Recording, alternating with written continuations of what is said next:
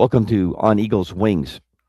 Special hello to the greatest audience on the planet. Once again, I appreciate your dedicated support of this show and the wonderful messages that you send. And I am trying hard to catch up with all of you. Apologize for the quality of my voice this week. I am recovering from a little bit of a cold, and it has made my voice even more gravelly than usual. Special show tonight. It links up nicely with the next show that's going to be recorded as well. And I think all will be revealed over the next couple shows what I mean by that. But a special note to thank the producer, the woman behind the scenes, Amanda, who is doing all the hard work of connecting up the show, putting things together, working with my guests, working out how we're going to put our pictures together, the videos together, and making this a quality production. So we refer to her in our sidearm company of Polaris Productions as the guardian angel, and she definitely is. She does a great job. So thank you, Amanda, and the greatest audience on the planet. On their behalf, I thank you as well. I'd like to start the shows out with God's peace that surpasses all knowledge and understanding. And this show tonight is special because of the absolute wonderful work done by the writer, Steve Snyder. It's called Shot Down. And Shot Down is his incredibly well-detailed and hard work documenting his dad's shooting down in a B-17 during World War II on the French-Belgian border. It's an incredible story because he weaves in the incredible wartime action with the history and the understanding of what was going on in the world, and specifically the path that his dad and many other Americans took, men and women, to European theater of operations for World War II. He also does an incredible post-action closeout of all the things that went on and the people, and tying together the kind of human kind of bonds that were created. And I just was really captivated by the story. He's also an incredibly patient man because we had so many starts and fits with my crazy schedule to get this together. So I know it's going to be worth it. And once again, we're getting ready to welcome Steve Snyder, author of Shot Down, on Eagle's Wings.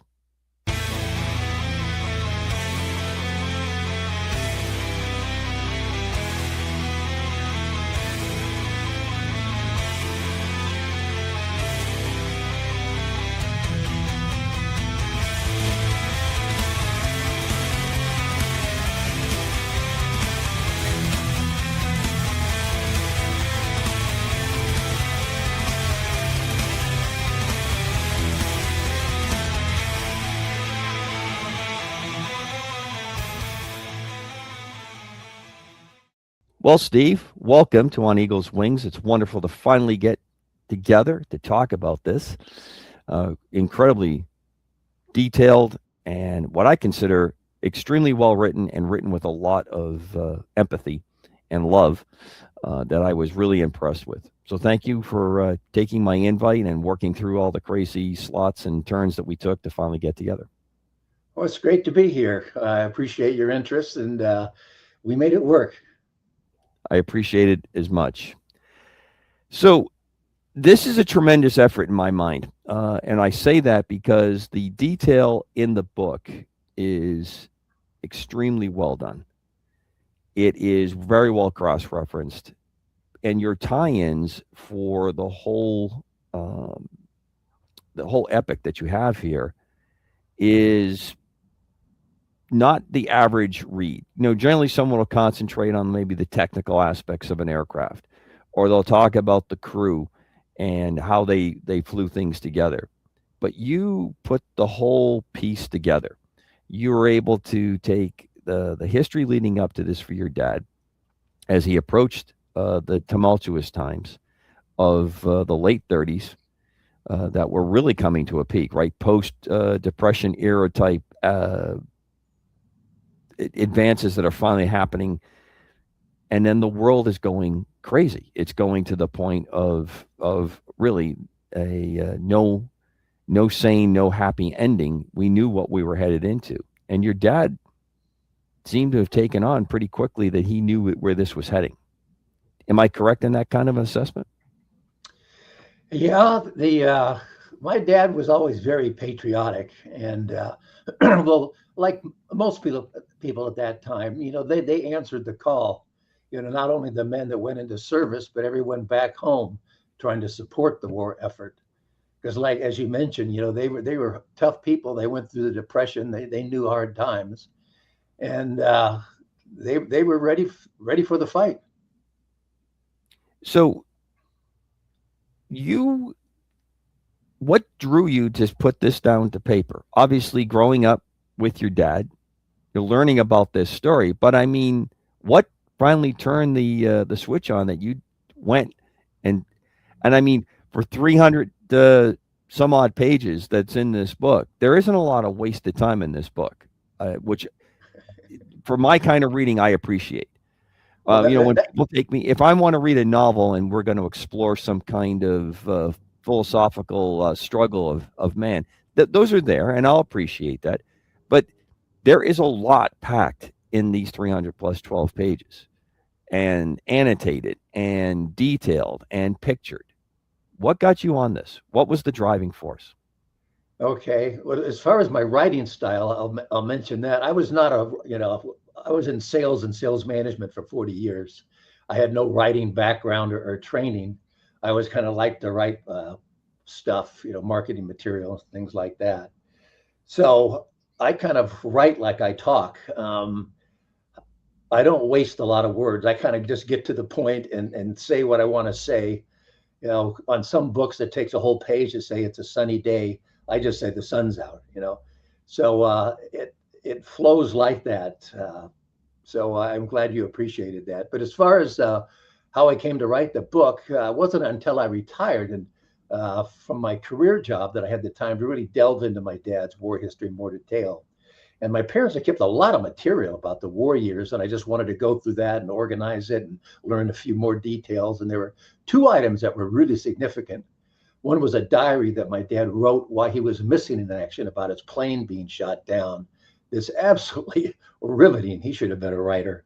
And the other were all the letters that my dad wrote to my mother while he was stationed in England with the 8th Air Force before he was shot down. And my dad was really candid in these letters. He talked about what bombing missions were like, what life was like on the air base, what life was like in London and England at the time, escapades of him and his crew. And I just became fascinated with the story, and it became my passion. And I started doing all this research, and I read book after book about the air war over Europe, went on the internet, spent countless hours doing research, downloading declassified military documents. I found members or relatives of all my dad's crew members and asked them for whatever information or pictures they could send to me. Started going to reunions, listening to veterans tell their stories. And finally, 3 years into my research, I just came to the conclusion that the story was so unique and so compelling that it needed to be told. So I decided to write a book. Now, was your dad still with you when you started to write this book? No, unfortunately, my dad, he wasn't the last crew member to die, but he was the oldest at 91. He died in 2007. And I didn't decide to write the book until 2012. So unfortunately, I mean, it would have been, I can't believe how wonderful it would have been if he could go on these, book signings with me and have him actually tell the stories, right from the horse's mouth instead of me conveying what I've learned. Well, I am sure that he smiles down from heaven, and I wouldn't be surprised that if he travels with you when you do the tours and do the book signings. Amen. Amen to that. I Yeah. really, I say that with a lot of appreciation, because whatever the bond that you two have, that hasn't ended, and it comes out in the book. Now, I'm going to ask you one quick question. You talk about the letters, and I have a two-part on this because obviously letter writing kind of went out. I think you and I are fairly close in age. I remember the nuns teaching me how to properly annotate and set up a letter. I mean, and you were supposed to write, in a specific kind of of a format that recorded locations, dates, locations. Sometimes you were supposed to make sense in each paragraph. You were supposed to have an opening and a conclusion, even if it was a short item. And if it was a short item, it was a note.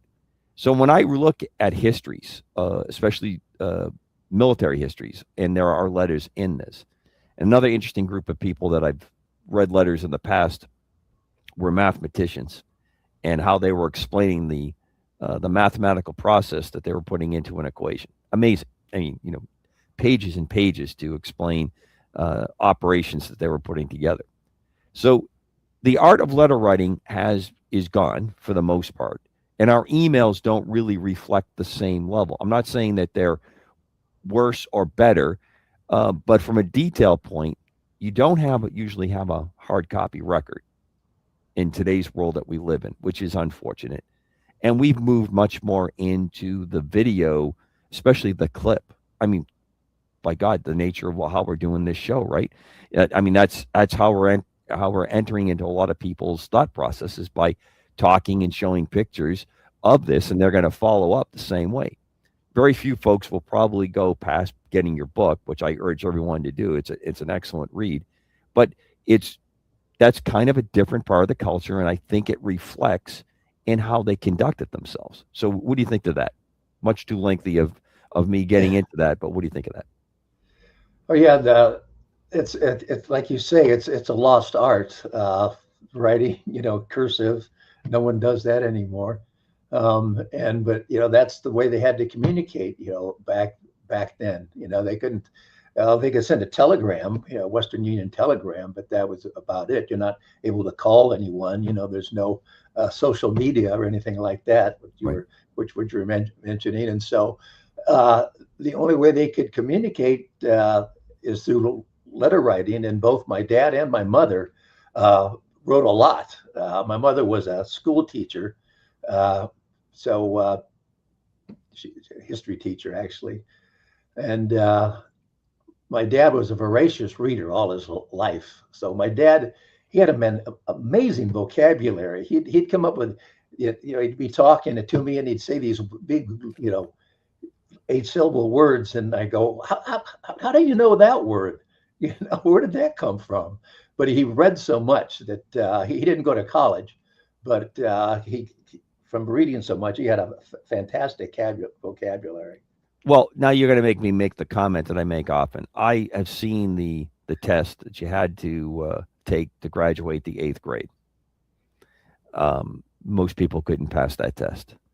The era that these folks Today, live yeah. in, a high school education in this, in the North American continent, was completely different than it is today for life skills. Now, to be fair, yes, culturally we have changed. There's a lot more going on, but we have missed a very important founding that you and I probably are the last folks to have the end result of that, because I had the same kind of drill probably up to about the time I entered high school, and then high school really started to expand that out. It was much more of a junior college kind of experience than it was high school of old, high school of what that was. But those skill sets produced people that could build these aircraft, build ships, homes, societies, and a college degree was not a criticality. It was not a demand. It generally meant that you were going to a certain kind of profession. And of course, World War II melded and mixed all that together. But I always have to make that comment when I look back. My maternal grandfather, 6th grade education, voracious reader, but he had to go to work for his family.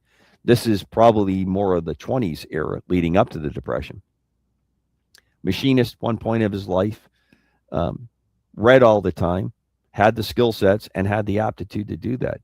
And nowadays, we just wouldn't be able to reproduce that. We should be able to with the tools we have, but we do not. So I sorry for that quick aside, but I think that's important because of the way you lace in the cultures of the United States, of Europe, what is happening that leads to this intersection of all these people, and all these people that end up on this B-17 named after your mother, correct?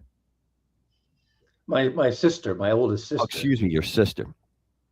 Yeah, she was 1 year old at the time my dad went overseas. So Susan Ruth was the name of the plane, Susan Ruth Snyder. But my mother's name was Ruth. Um, but he named it after of the B-17 had a 10-man crew. This is my dad's crew here. There's 4 officers that are kneeling on the lower left is my dad. He was the first pilot and as such the commander of the plane and the crew. And then going across, you have the other officers, the co-pilot, the navigator, and the bombardier. And then 6 enlisted men standing behind them were mainly gunners.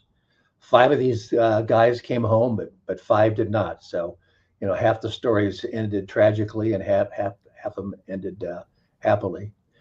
But 3 of the crew were married. 3 of the officers, but my dad was the only one that had a child, Right.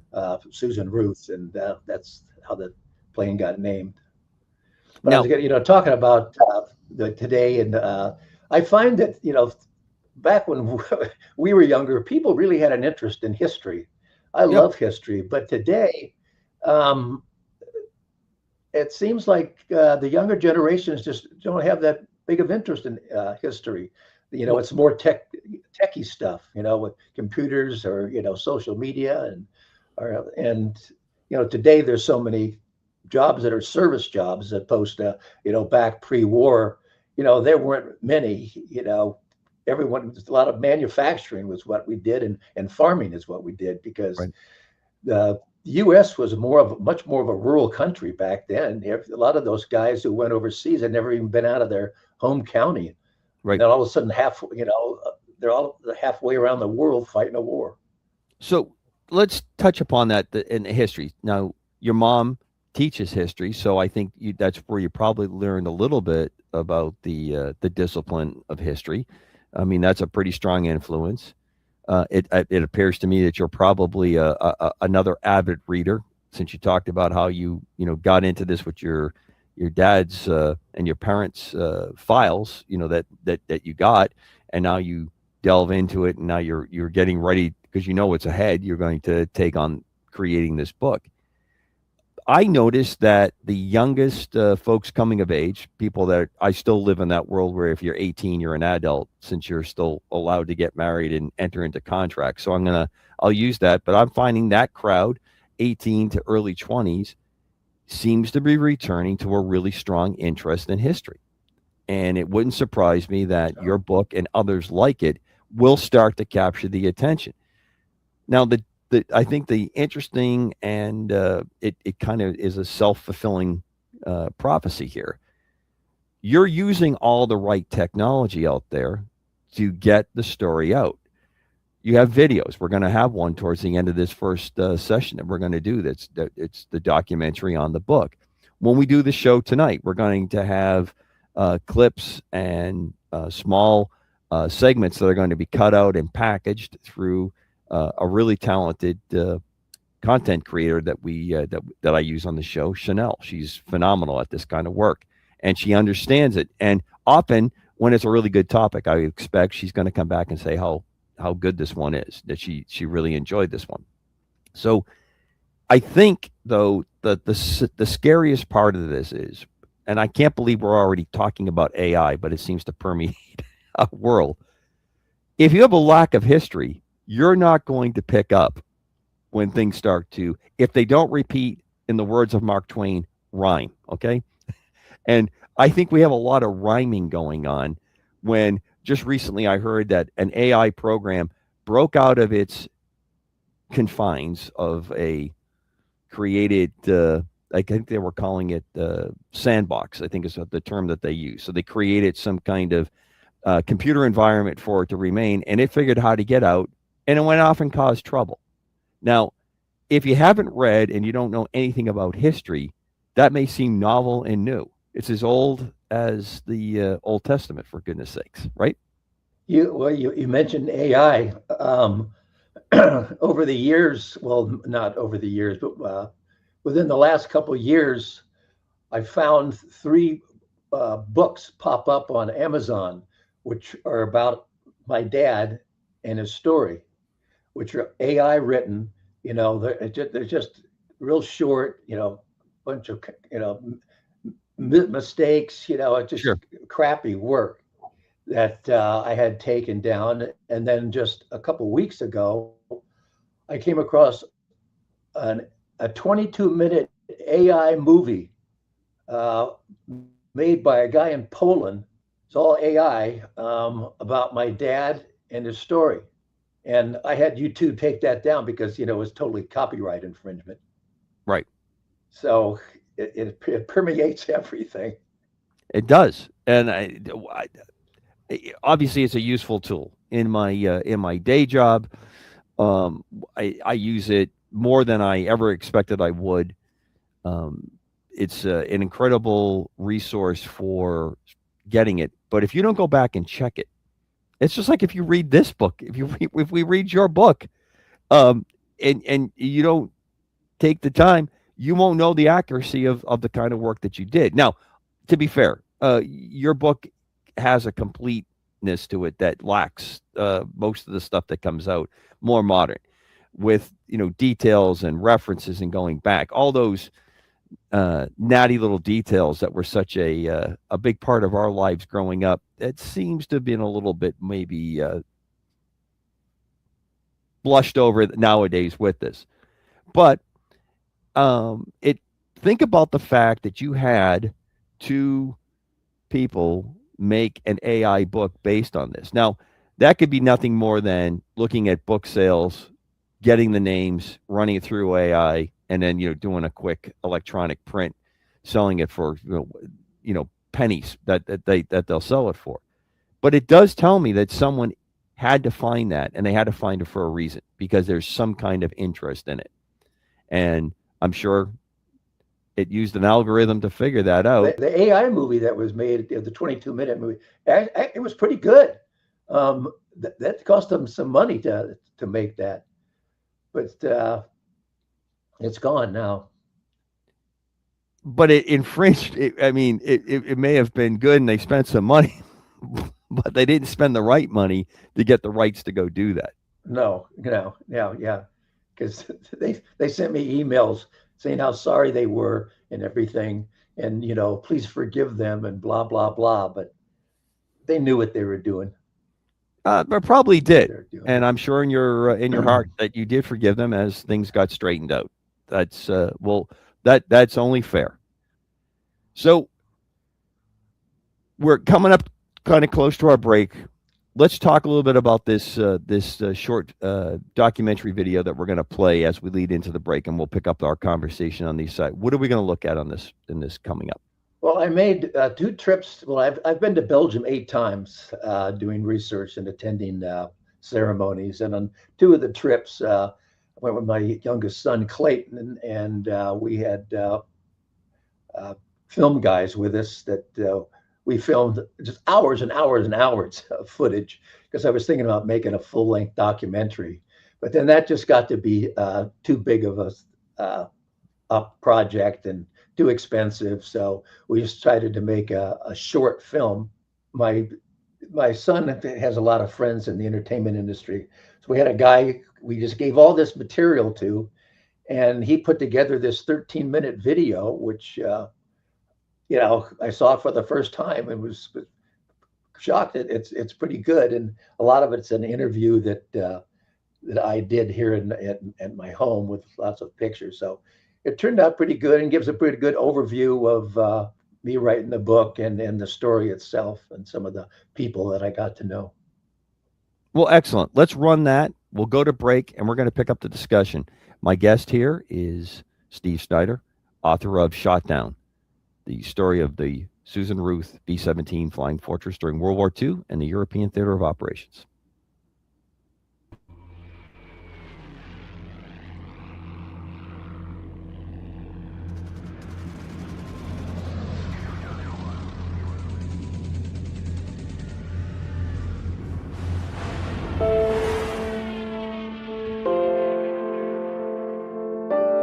Like most World War II veterans, my dad didn't talk a lot about the war. Growing up, I knew the basics. I knew he was a B-17 pilot. His plane was named the Susan Ruth. He flew bombing missions over occupied Europe.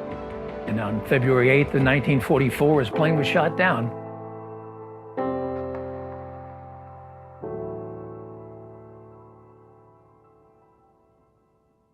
I had a wonderful relationship with my father. He was a tough guy, kind of a no-nonsense guy. We compared him to John Wayne. He was that type of character. My parents grew up in an area with tough times. They went through the Depression, and they were tough people as a result of that. World War II came along, and there was no other event in history that affected more people. When Japan bombed Pearl Harbor on December 7th, the country rallied. They believed in their cause, and they were willing to sacrifice all to achieve victory. Flying combat was incredibly dangerous. The average number of missions flown before being shot down was 6. For these guys to keep going up, on mission after mission, knowing that the next one could be their last, took a lot of bravery and a lot of guts. I got shot down on my 8th mission. I was up in the air and 2 Funk Wolves came in and they shot the heck out of us. They came in about 1 o'clock. They just made one pass and everything blew up. 2 of my men were killed in the plane. 2 evaded capture. I was one of them, and my tail gunner was the other. And then 3 of them got down safely, but they were picked up by the Germans and they were interrogated, and then they were marched out into the woods and shot in the back of the head. 3 Belgian farmers saw the chute open, and they came running over, and they threw me a rope, pulled me up to the tree, and got me out of the tree. And one of them took me off into the woods and hid me. They were different personalities, of course. Some of them were brave, some of them were scared to death. The ones that were scared of hiding you, they'd move you pretty quick. The ones that weren't scared, you might stay there 6 weeks. They risked not only their lives, but the lives of their family and friends. If the German secret police, the Gestapo, found out about it, they'd be arrested, tortured, and either sent to a concentration camp or shot. And some of the people that helped my dad and his other members of the crew met that fate. Word came that the Allies had landed at Normandy on June 6th. So he knew they'd be coming up through France to liberate that area.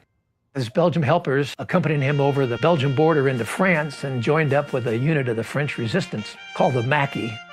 They would disrupt communications, sabotage railroad lines, attack convoys, assassinate German officers. And so he fought with them for a couple months.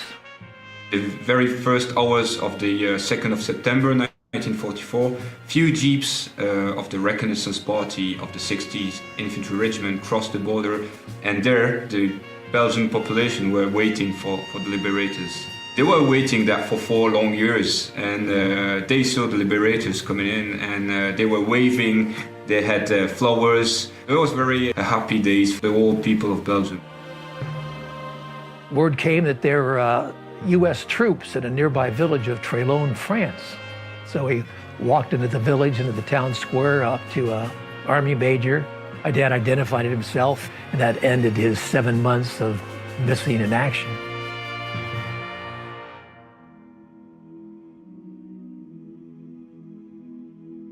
The Belgian people saw firsthand the atrocities committed by the Nazis. To this day, they are so grateful and so thankful still for the Americans coming to their rescue and liberating them from Nazi oppression. My father, Paul Delahaye, started the Belgian-American Foundation in 1984. It was for the 40th anniversary of the liberation of Belgium. The GIs who had been killed deserved the right to be honored and to receive homage from us because they gave their life for us. Every year they have ceremonies at these various memorials that they've erected in the area on the anniversary date of those events. But the big celebrations are always on September 2nd, the anniversary date of the liberation of Belgium. Your father came the first time in 1988. I remember him when he came the first time because we were very young. So that was the Americans. We had never seen Americans, you know? So that was a bit crazy. In 1994, I took my first trip to Belgium with my parents. There was an event. There were hundreds of people in this hall, and we were a little late arriving. My dad walked in, and the entire place stood up and started applauding, and it was really moving. You know, they treated him like he was the president of the United States. I'll never forget it. I got a whole new appreciation for my dad, because, you know, I knew these stories, but, you know, you hear the stories, but, you know, they're not that personal to you. But when you're there and you've seen these places where the events took place, I've been in rooms where my dad was hidden. He was right here. He climbed out this window to get up on this roof. You know, the history is preserved right there. The locals really saved my dad's life. It's a war we fought together. He came here to liberate my country. Why wouldn't I help him? I corresponded with them from the time I got back to the States until they died. They're wonderful people. They're brave people. I mean, they risk their life to keep you from being captured.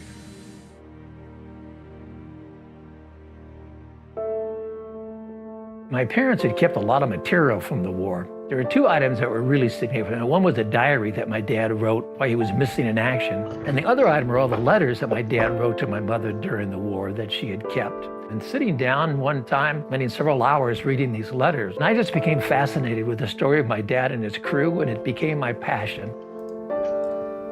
I just came to the conclusion that the story of my dad and his crew was so unique and so compelling that it needed to be told. People needed to hear about it, and so I decided to write a book.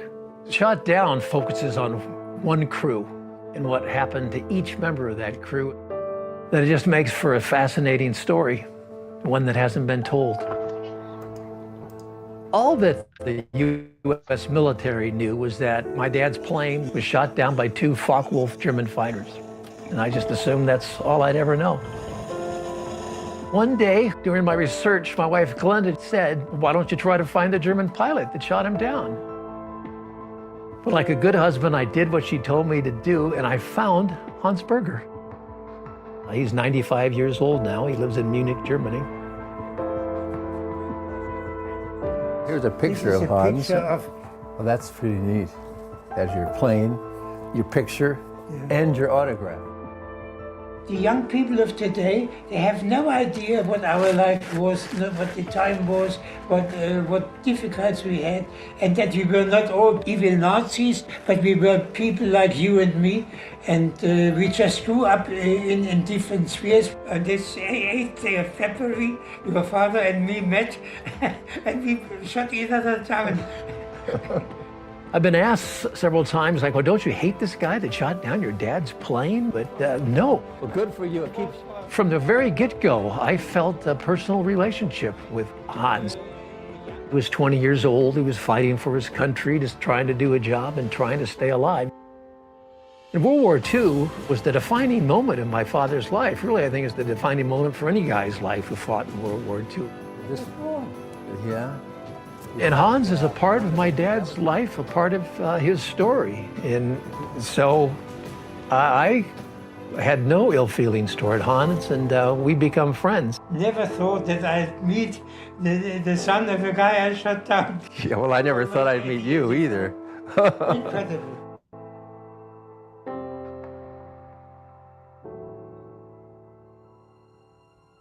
I know the facts, but more want to know the why or how he felt, because I never asked him about it until it was too late. You miss him?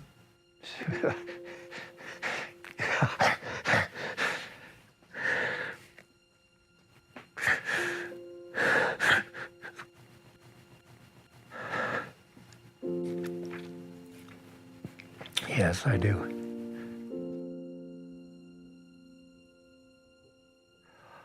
He was a great man. It's too bad that I didn't do all this while he was still living. We had a deep respect for the American troops who came and helped us. We know that if they didn't, the world wouldn't be the same today. I'm trying to do now the same with my kids. So I'd like them to learn about that, and first to learn respect towards the Americans who came and did it and sacrificed for us. I do think that we own them liberty. It's the less we can do. It's try to make sure they will never be forgotten. As World War II fades in the memory, people lose sight of what took place, what that generation fought for. Because, you know, the old expression, if you don't learn from history, you're going to repeat it. They say that for a reason. So it gives you appreciation for your freedom and maybe a better appreciation for the people that serve, and gives a better appreciation and value for your country. So that's really one of the reasons why I do what I do, is to try to keep the memory alive.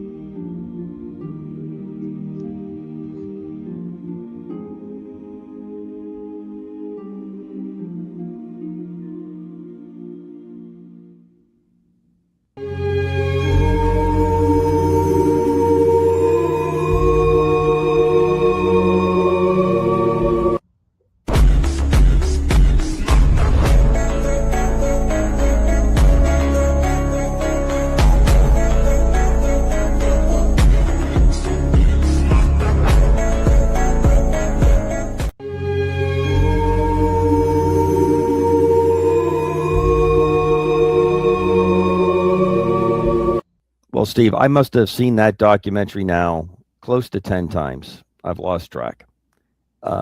Such a great encapsulation of everything you did there. And I think it fits, and it's very fitting to the book because it's a good companion to the book.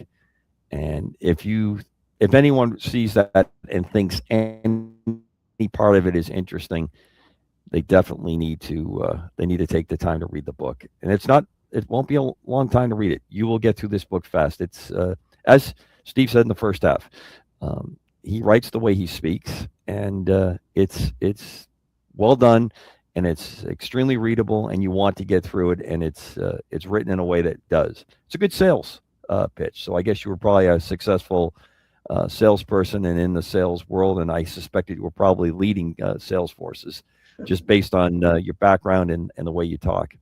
So let me run through a couple quick spots. Let's get some spot stuff in here. One, the B-17. Your dad's opinion of that airplane, probably one of the most consequential aircraft that we built in the 30s. Boeing Aircraft Corporation. What was your dad's opinion of the airplane? Although he didn't get to fly it very long, he did have a very demanding training period to get him into that aircraft.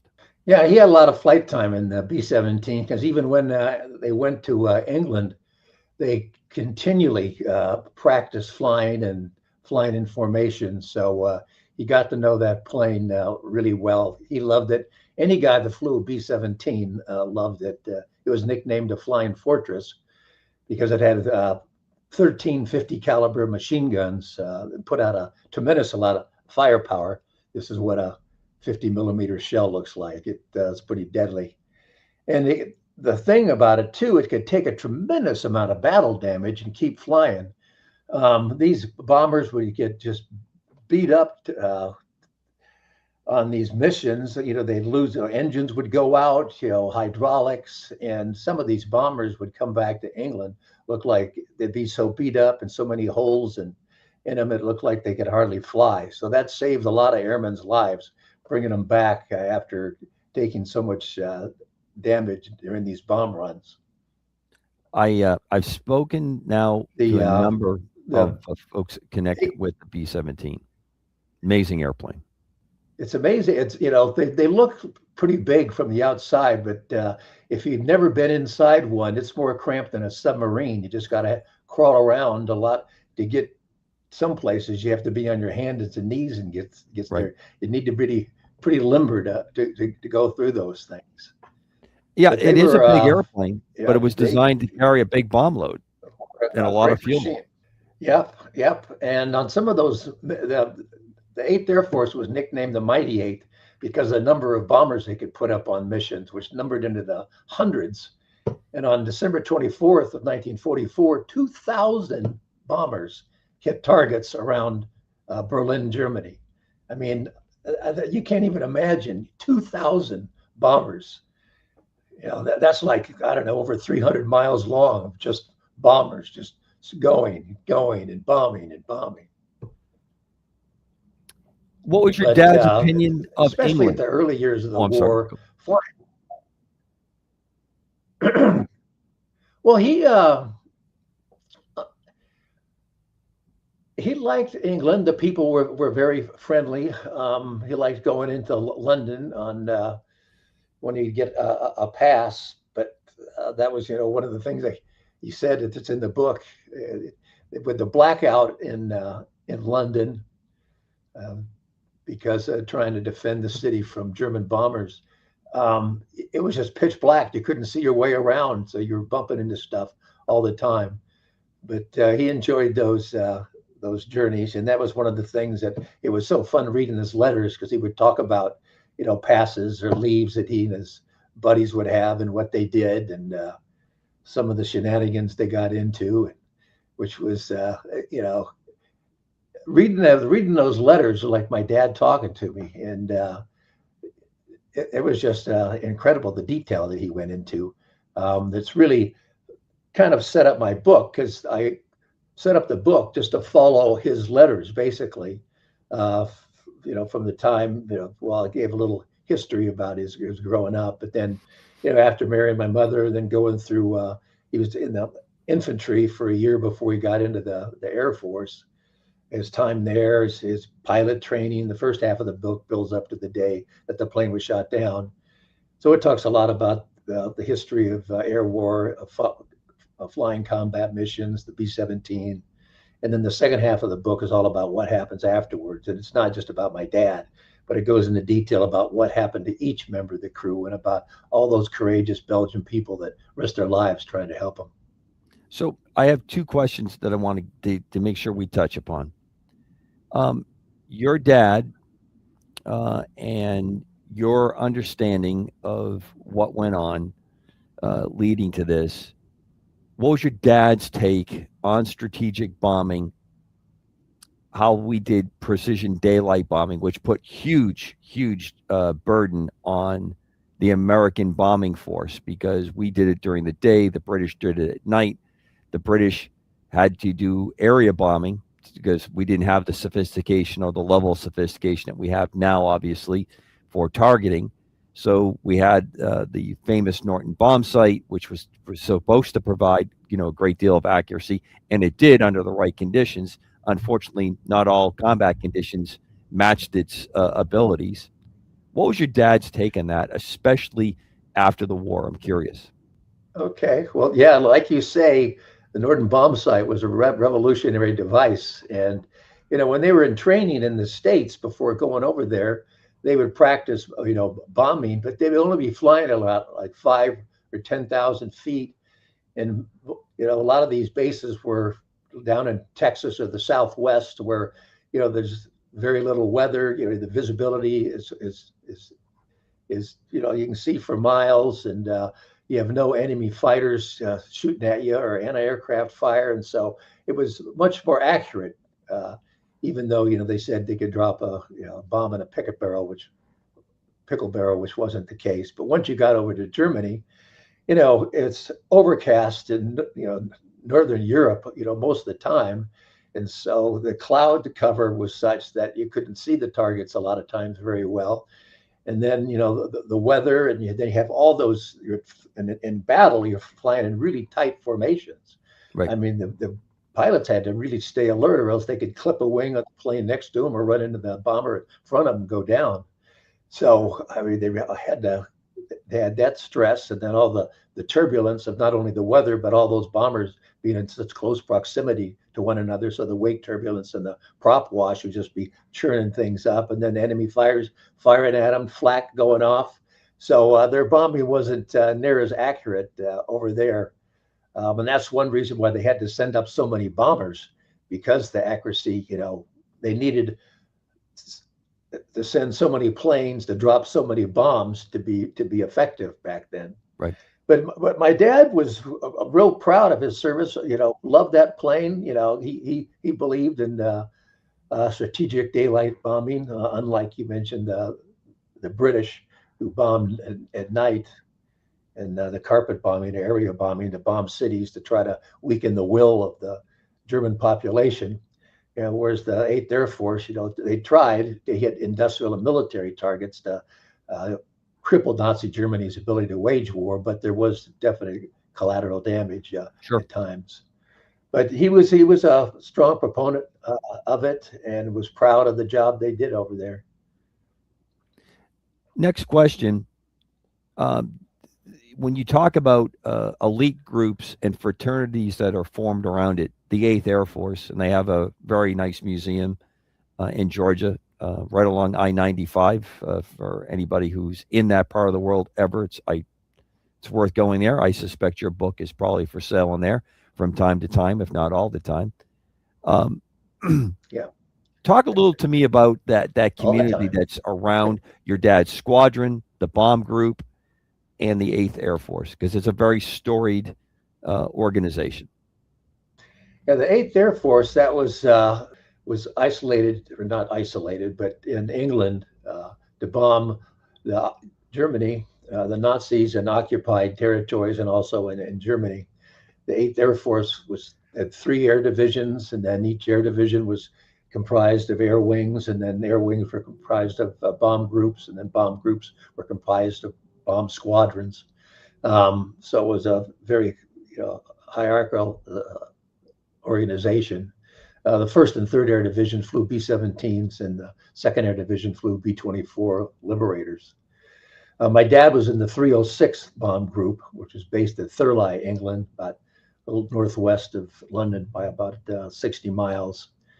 And he was in the 369th Bomb Squadron, the Fightin' Bitin'.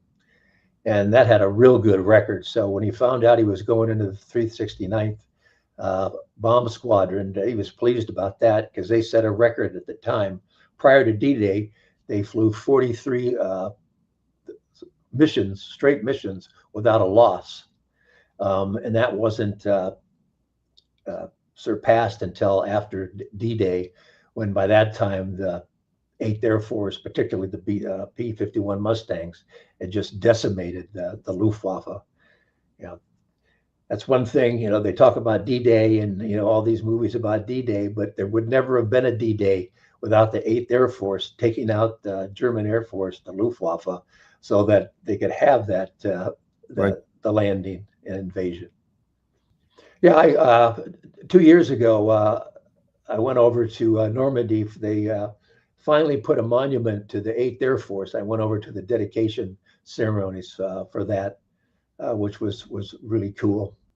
So now let's talk about your dad joining the resistance. Obviously not a volunteer. He kind of dropped into the position, into the role from his being shot down. I am really impressed with the way your dad conducted himself in this, that he gained trust, obviously made bonds with these people, but he even continued to fight, what I call a warrior's warrior, in that he exemplified what was really expected, and to this day the same thing is expected. But your dad really picked that up and took that on and made it his own. Can you give us a little bit about that time and talk about his time with the resistance and the people of Belgium? Sure, sure. Well, after my dad bailed out, he was missing an act. Well, he parachuted down right at the French-Belgian border, and his parachute got hung up at some trees and the branches. And he was dangling 20 feet off the ground and couldn't get down. But fortunately for him, a couple young Belgian men, Henri Franken and Raymond Dervan, came to his rescue. And then after that, he was moved from place to place to place. How long he stayed in any given location depended on how brave the people were who lived there, and then how dangerous the Belgium underground thought it was for him to stay there. So he was moved around a lot. Normally, when the underground came across downed airmen, they tried to get him back to England through various escape routes, down through France, over the Pyrenees into Spain, then out through British-controlled Gibraltar.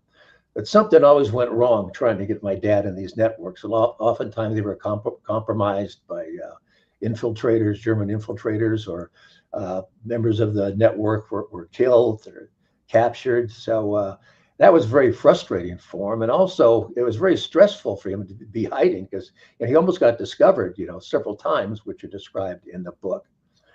And then word finally came that Allies had landed at Normandy, and he knew the U.S. armies would be coming up through France. And that's when he decided to get back in the fight. Unlike most airmen, my dad had that years of training in the infantry, so he knew how to fight on the ground, unlike most airmen who had been in the army. And his Belgium helpers tried to talk him out of joining the French resistance because it was so dangerous. I mean, he could be killed fighting against the Germans, or if they captured him, he'd be shot on the spot as a spy, a traitor, a terrorist. But my dad thought, well, here, there's Americans, over there fighting, risking their lives, trying to preserve freedom and defeat the Nazis. And so he thought it was his duty to get back in the fight. And I don't know how many people would have decided what he did, because the safest thing for him to do would just be stay hunkered down and in hiding until the U.S. forces came up and liberated the area. Here you see my dad with some of the Belgian people that helped him. This isn't the resistance group that my dad joined, but it gives you an idea of what they looked like. They were small, independent, ragtag guerrilla groups all across France. And they were supplied through airdrops by the British, and they were also given their information from the British. This is my dad, a picture of my dad in 1944 fighting with the French resistance. Who took this picture and how it ever got back to my dad, I'll never know. But another thing that's nice about the book, there's over 200 time period photographs, so you can visualize everything you're reading about, and many pictures taken by Belgian people, during the war. And but my dad was insistent on joining him up with the French resistance. So one of his helpers, Amy Cools, accompanied him on bicycles, and they went down to the French border, and he met up with a unit. Obviously, they were pretty suspicious of him at the beginning, because who's this guy?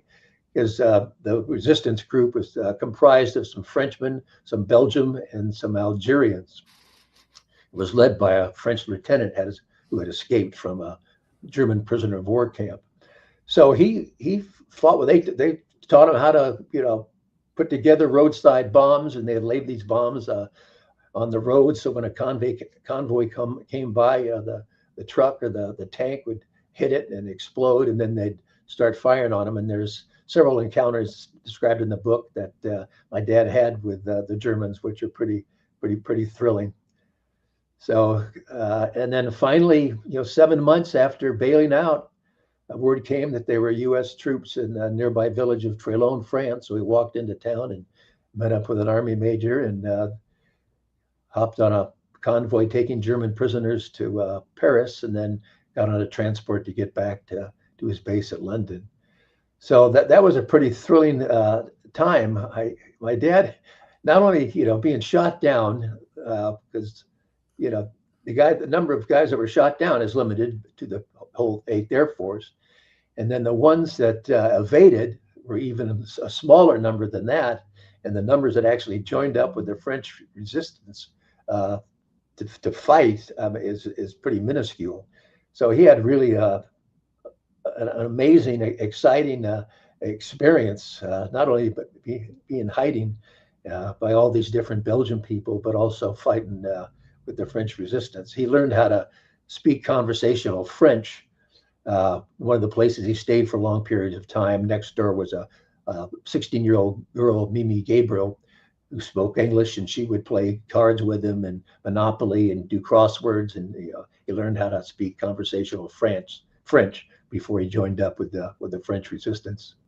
I was going to say he stayed in touch with many people that helped him, for the rest of their lives.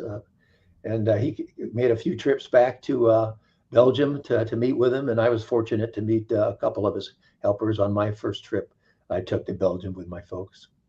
So, Steve, here's the next kind of series of questions. Your dad's meeting with the major in France and repatriating. And then when he gets back to his unit in England, I'm curious if you had any key remarks that he ever passed on to you, because I have to imagine those had to be two very tumultuous moments. Getting back to American lines, and then his eventual return back to his unit, and all the things that changed there. Anything on that?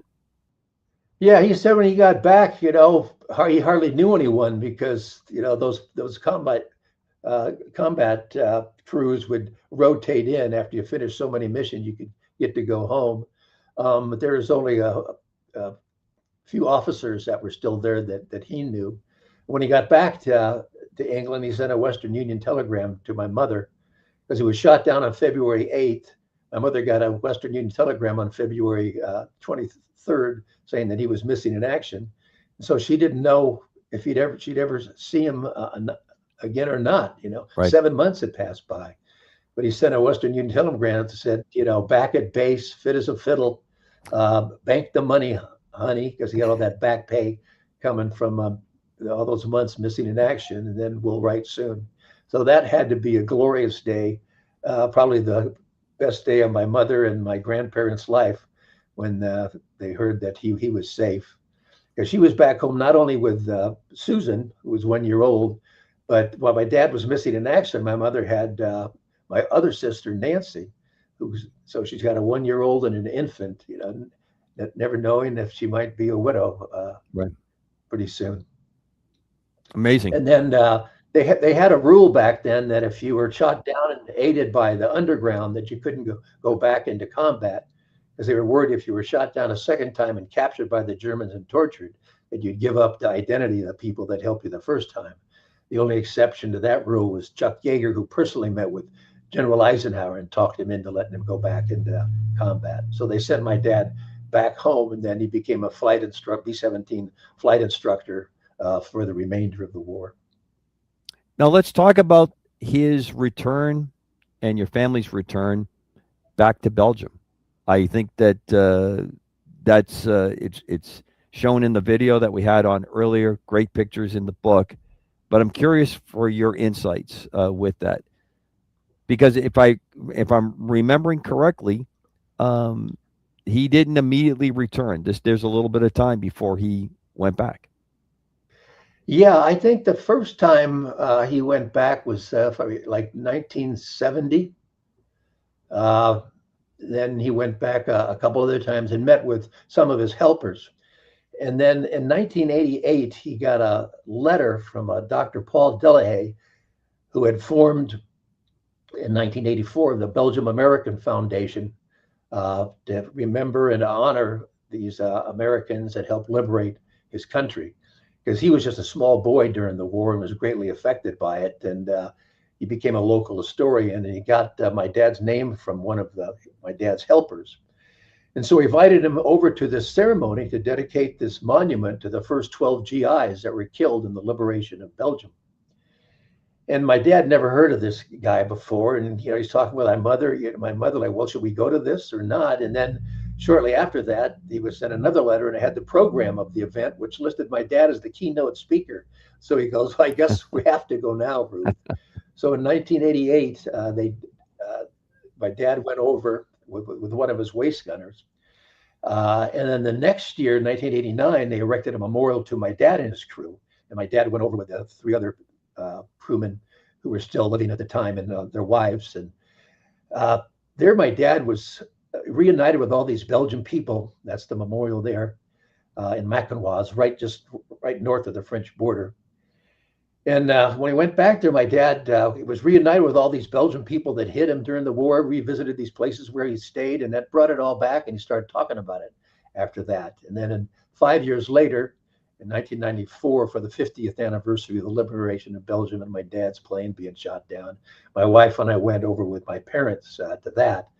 And that's when it became personal for me, because I saw this stuff firsthand. My dad, the farm where the French resistance group stayed, other houses where he was hidden in, and other places where the shot down story took place. And it's amazing because this is southern Belgium was all rural countryside. It hasn't changed in hundreds of years. So all these places are still there today, where you can go and see where history was made and where the shot down story took place and so much action occurred. I just absolutely cannot say enough about the absolute quality and intriguing story that's in Shot Down, because it just does not go to the geeks like me who just want to talk about airplanes and the flying and the tactics. It has that, and it is very well balanced and very well done, but it's unique to find a book that will put together a really complete story, and it traces through so wonderfully. And I'm so happy that your dad got contacted and you were able to make that final trip over with him to see that, and it lit the fire in you to do this. Now, I'm going to ask: is there any other projects that are coming up? Because I know you do a lot of work with the history of his bomb group. Do you have anything else in mind? Well, I keep pretty busy. I'm, president of the 306 Bomb Group Historical Association, and I'm on the board of directors of the 8th Air Force Historical Society. And then I travel all around the country, going to air shows, signing copies of my book. I just came back from Michigan, Thunder over Michigan, where I signed copies there. And I do a lot of PowerPoint presentations to all sorts of groups. So I'm active, promoting the book still on social media. So it's writing that book changed my life. Here I was retiree. I wrote that book, and it started a whole new career for me, which is more of a hobby and a love. But I love doing it. Keep the memory alive. Not only my dad and his crew, but the whole 8th Air Force and the history of World War II. When I wrote my book, I didn't want it to appeal just to history buffs or World War II buffs. I wanted to appeal to the general population, and even women as well as men. So I had that in mind when I wrote the book, and when I tried to put a lot of little anecdotes about it that would kind of interest. My wife said one of the things she liked or learned was what a GI stood for, where that came from. Right. And there's lots of little things like that that's in the book. But I have signed an option purchase agreement to make the book into a movie. Whether that'll happen, we'll see. But that would be awful cool if it is. Well, are we going to produce it and shoot it in Poland, or is that off the table? No, this is all U.S. based by. I couldn't end this without saying that this book screams to be a movie. It really does, because there's just so much there that can be done so well. And again, as you said, the book is, although someone like me who's pretty geekish when it comes to this kind of military history, especially aviation, is drawn to this. Even if you never were interested, but if you're a student in college or high school and you want to get an understanding of what the war in Europe during World War II was, This is an easy way to get a deep dive and be exposed to so much of it. So I think it's a great honor to your mom's history teaching skills, because she either passed it on to you by lesson or DNA or both. And I can't say enough about really how well and why people should pick this up. It's summertime. We're happen to be doing this. If someone's looking for a good summer read, this is a one to pick up. It's a wonderfully well done book. You made a remark, and I'm going to kind of end the show on this and give you final remarks. In your video, you said your dad, he was a great man. And I'm going to say you are as well. Considering you carried on the tradition so well, and you did so nicely, a tribute to him and his crew and his squadron and the group, and then ultimately, the wing and the division going all the way up to the 8th Air Force. And it's just tremendous. And I am so happy that the fire got lit in you. So, Steve, I'll give you final words. Well, I appreciate that a lot. That's very, very kind of you. That last picture that you put up there was, my dad wanted to go to visit the World War II memorial before he died. And I accompanied him on a trip to attend Air Force's Escape and Evasion Society. And we went to the memorial right before its official dedication. And that was the last trip he ever took. That was in 2004. And then 3 years later, he passed away. So that was a very special trip. I'll never forget that. And that's really the point of what I do, is to never forget. My tagline, it's our duty to remember. I sign that in every one of my books. They were the greatest generation. There was no event in history that affected more people than World War II.